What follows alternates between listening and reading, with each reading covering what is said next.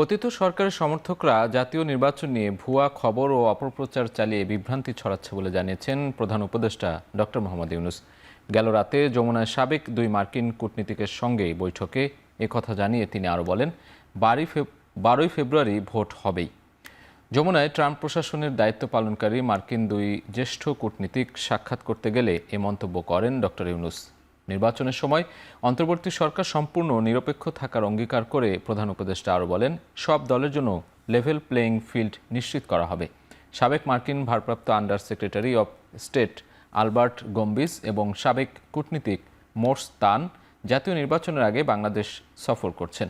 ঘণ্টাব্যাপী বৈঠকে প্রধান উপদেষ্টা ও কূটনীতিকরা জুলাই বিপ্লব ও তার পরবর্তী পরিস্থিতি, জুলাই চার্টার ও গণভোট নিয়ে বিস্তারিত আলোচনা করেন।